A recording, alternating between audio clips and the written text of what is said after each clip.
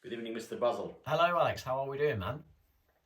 Very good. Merry Christmas, sir. Yeah, Merry Christmas indeed. It's a bit of a chilly December, but we'll still be warmed up by these movie scenes. So last time we did this, it was 3 movie scenes from myself, which I think went down pretty well. You know, it was a mixed bag. So this week we're going to do your particular choices. So what would you like to start us off with? What film were we going with? Yeah, so it was a tough choice. This is always a tough contest. 3 scenes is not enough at the top, but let's go with it. So I will start with a little scene, a very short scene, but very impactful scene from a film called Enemy, directed by our very favorite Denis Villneuve of, Sicario recently and Dune and all of them. It's his film. It's one of his earlier films, and this scene we're about to watch is full of spoilers because it's the very last scene. It features Jake Gyllenhaal in it, I believe that's how you pronounce it, and it's all about him and his relationship with the woman in his life. And this is a very, very weird film, but let's roll the clip and you'll see what I mean. So let's play it.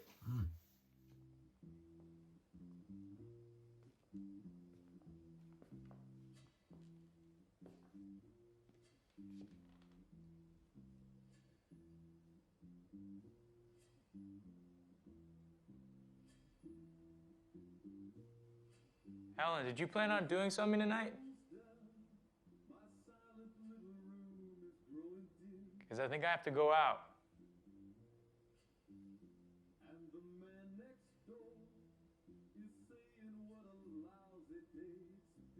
Helen?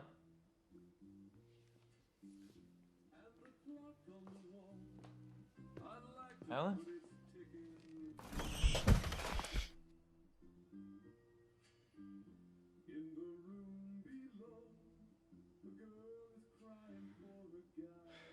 So that's pretty shocking. Now the first time you viewed that on first viewing, that really scared me. I mean, already the film was a bit weird, but for that to be that is the end scene, and for that to happen, it caught me off guard.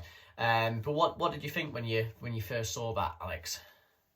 Yeah, that it stuck with me. The film I think is from 2008. I will look it up. I can't remember, but that's what stuck with me. That's shocking, and there are really completely out of the blue scenes throughout the rest of the film. There is, because it deals with these situations with him. You don't quite know if it's in the future or not. You don't quite know, but there's these big massive creatures above the city once in a while, and you're like, what is that all about? Yeah. And this actually explains it in the end slowly. By this moment in the film, at the end, you understand what it is. It's fantastic. It's called Enemy.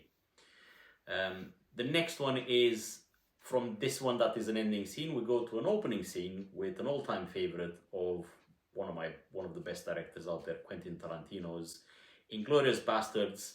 Opening scene, opening dialogue. Here it comes. Roll the clip.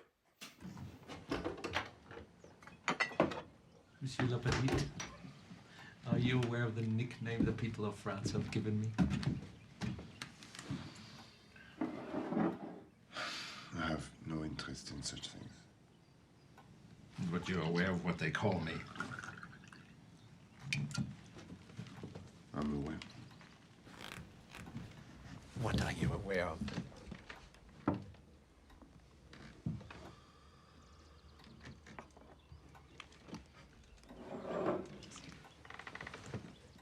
That they call you the Duranta? Precisely. I understand your trepidation in repeating it. Heydrich apparently hates the moniker the good people of Prague have bestowed on him.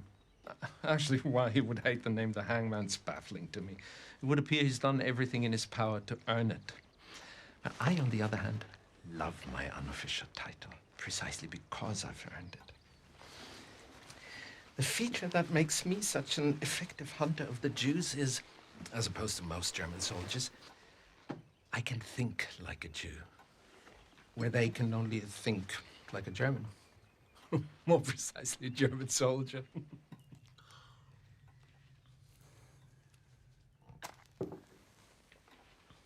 Now, if one were to determine what attribute the German people share with a beast, it would be the cunning and the predatory instinct of a hawk. But if one were to determine what attributes the Jews share with the beast, it would be that of the rat. The Führer and Goebbels' propaganda have said pretty much the same thing. But where our conclusions differ is I don't consider the comparison an insult. Consider for a moment the world a rat lives in. It's a hostile world, indeed. If a rat were to scamper through your front door right now, would you greet it with hostility? I suppose I would. Has a rat ever done anything to you to create this animosity you feel toward them? Rats spread disease. They bite people. Rats were the cause of the bubonic plague, but that's some time ago. I propose to you any disease a rat could spread, a squirrel could equally carry. Would you agree? Right. Yet I assume you don't share the same animosity with squirrels that you do with rats, do you? No. Yet they're both rodents, are they not? And except for the tail, they even rather look alike, don't they? It's an interesting thought, Herr Colonel. However interesting as the thought may be, it makes not one bit of difference to how you feel. If a rat were to walk in here right now as I'm talking, would you greet it with a source of your delicious milk? Probably not. I didn't think so. You don't like them. You don't really know why you don't like them. All you know is you find them repulsive. Consequently, a German soldier conducts a search of a house suspected of hiding Jews. Where does the hawk look? He looks in the barn, he looks in the attic, he looks in the cellar, he looks everywhere he would hide. But there's so many places it would never occur to a hawk to hide. However, the reason the Führers brought me off my Alps in Austria and placed me in French cow country today is because it does occur to me. Because I'm aware what tremendous feats human beings are capable of once they abandon dignity. May I smoke my pipe as well? Please, Herr Colonel, make yourself at home.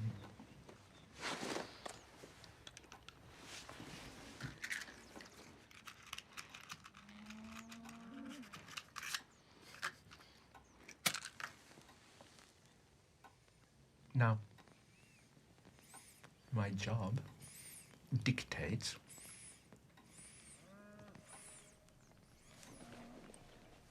that I must have my men enter your home and conduct a thorough search before I can officially cross your family's name off my list.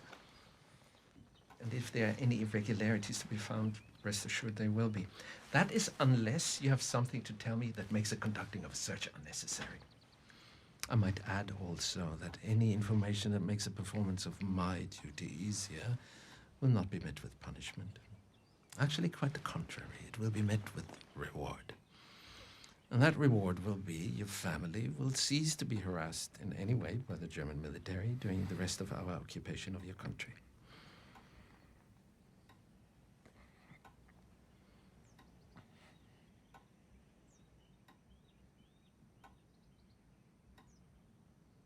You're sheltering enemies of the state, are you not?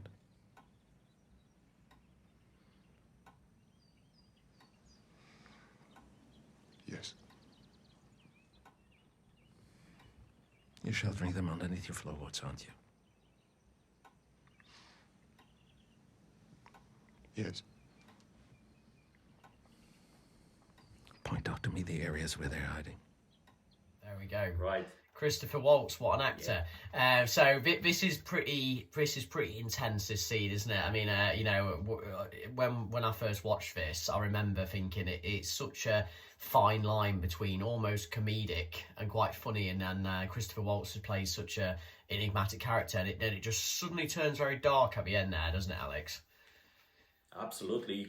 It's unbelievable that within 6 minutes of this dialogue, it starts funny, and the balance of control shifts from the overconfident farmer that has hidden people under the floor previously for many other inspections from the Nazis and nothing happened.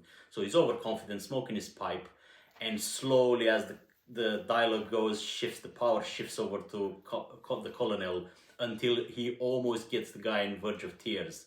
And it's what a brilliant dialogue, brilliant acting.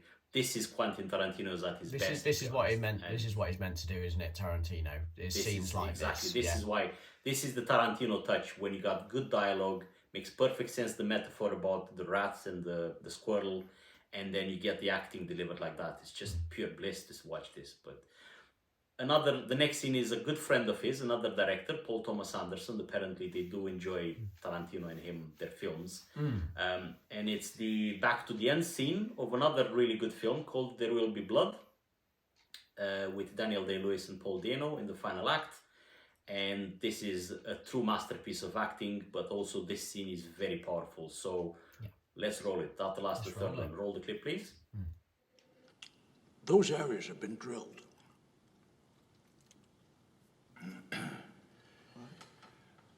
Those areas have been drilled. Oh, they haven't. Yes, it's called drainage, Eli. See, I own everything around it, so of course I get what's underneath it. But there are no derricks there. This is the bandy track. Do you understand? Do you understand, Eli? That's more to the point. Do you understand? I drink your water. I drink it up. Every day, I drink the blood of lamb from Bandy's tract.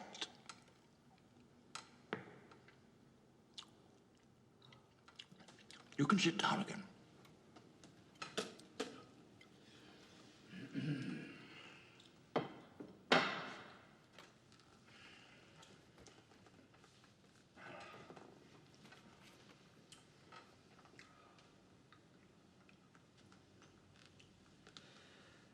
Oh, Daniel.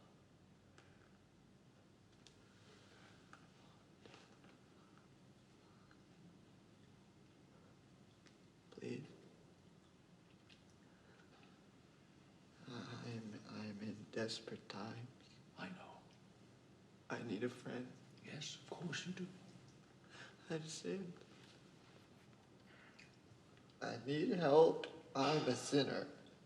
I've let the devil grab hold of me in ways I never imagined. I'm so full of sin. The Lord sometimes challenges us, doesn't he, Oh, Eli? yes, he does. Daniel, yes, he does. Yes, he does. He's completely failed to alert me to the recent panic in our economy. And this, I must have this. I must have this. My investments have. Daniel, I won't bore you, but if I could grab the Lord's hand for help, I would. But he does these things all the time, these mysteries that he presents, and while we wait for his word. You're not the chosen brother, Eli. It was Paul who was chosen. He found me and told me about your land. You're just a fraud. Why are you talking I about did what Paul? your brother Don't couldn't. say I this to broke me. you and I beat you. It was Paul who told me about you. He's the prophet. He's the smart one. He knew what was there and he found me to take it out of the ground. You know what the funny thing is? Listen. I paid him $10,000 cash in hand. Just like that. He has his own company now. Prosperous little business, 3 wells producing $5,000 a week. Stop crying, you sniveling ass. Stop your nonsense. You're just the afterbirth, Eli. No. Slithered out on your mother's filth. No. They should have put you in a glass jar on the mantelpiece. Where were you when Paul was suckling at his mother's teat? Where were you? Who was nursing you, poor Eli? One of Bandy's sows? That land has been had. Nothing you can do about it. It's gone. It's had. If you would just take this lease, Daniel. Drainage,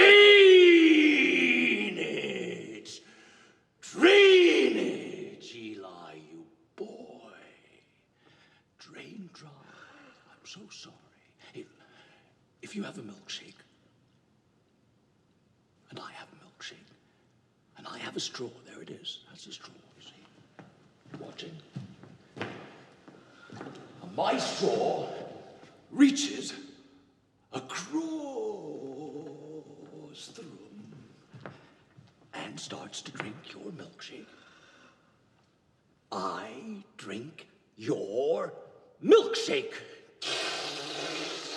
I drink it up! Don't bully me, Daniel! Did you think your song and dance and your superstition would help you, Eli? I am the third revelation. I am who the Lord has chosen. Because I'm smarter than you. I'm older. I'm your old friend, Daniel! I'm not a false prophet. Help me, please! Heavenly boy, I am the third revelation. I am the third revelation. Hey, fantastic, Daniel Day-Lewis at his finest, man. I mean, what? Hashtag I am the third revelation.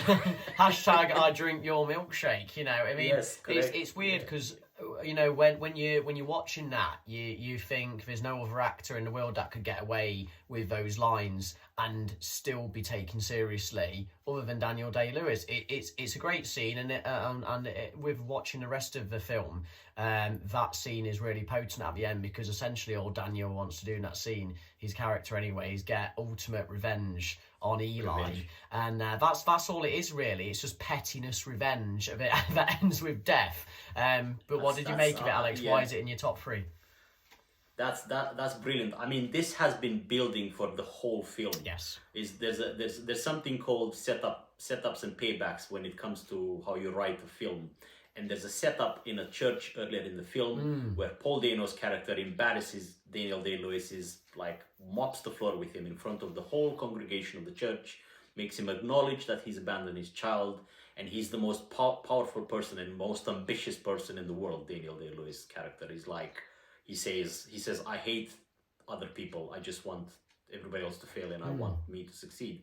That's what it is, and he gets that, and you can see it in him for the rest of the film, that he's gonna remember that, and now is the moment when time has come to pay this back. Yeah. He takes his time with it, just like he chews that steak in the beginning of the scene. Yeah. He eats a steak raw with his hands like a savage, and he takes his time with destroying this character of Paul Dano, blowing him up.